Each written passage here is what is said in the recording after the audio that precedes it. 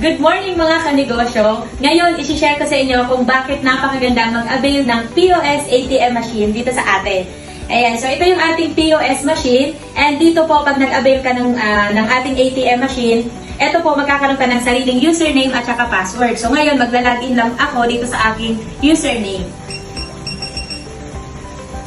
Ayan, so nakalagin na tayo. So, ito pala yung features ng ating portable ATM machine. So, ang maganda dito sa ating ATM machine, pwede itong gamitan ng data or internet. So, ibig sabihin, kaya nga portable machine siya, pwede natin ito dalahin kahit saan.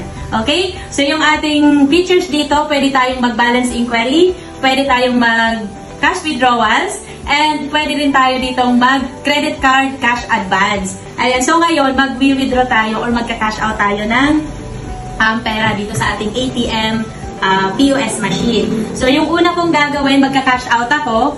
Yan. I-click ko yung cash out. Pag cash out, ibig sabihin, mag-withdraw tayo ng cash. So, click natin yung cash out. So, mag-insert tayo ng card. Yan. Kuha tayo ng card. Okay. So, click lang natin yung cash out. Ayan na yung ating card na i-insert na natin. And meron tayong tinatawag na convenience fee. Confirm lang natin. Tanungin yung customers kung savings, current, or credit card. So, since ito ay savings, i-click lang natin yung savings. Ayan, i-confirm natin. Tapos, i-enter na natin yung amount. So, example natin, 100 pesos, mag-withdraw tayo. Ayan, i-confirm natin. Ayan. Tapos, enter yung password, syempre. So, ngayon, i-enter muna yung password ng ating customers. So, paki-enter po yung password. Yan. And, syempre, click natin yung green. Ayan po, oh, nagka-cash out na siya. Okay. Tapos, i-confirm. And then, dito, kailangan pumirma yung client. So, magpirma na lang po kayo dito, sir. Pirma lang po kayo dyan.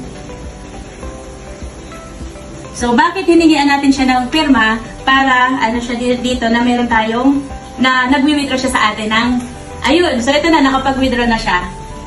Ayan. So, ito yung pirma ng ating client. Ayan. So, pwede mong i-reprint.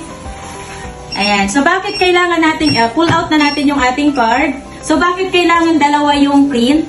Kasi yung unang may pirma, ayan, yung may pirma po para sa ating, ito po yung copy ng merchant or copy natin kung ikaw po yung nag-avail ng POS. And then, ito naman yung sa customer copy. So, i-ano lang natin. Ayan. Ibibigay na natin ito sa customers. Ayan, so ganun lang po kabilis yung ating pag-cash withdrawal ng ating pera dun sa ating portable ATM machine. O, di ba ganun lang kabilis? Yun lang, God bless!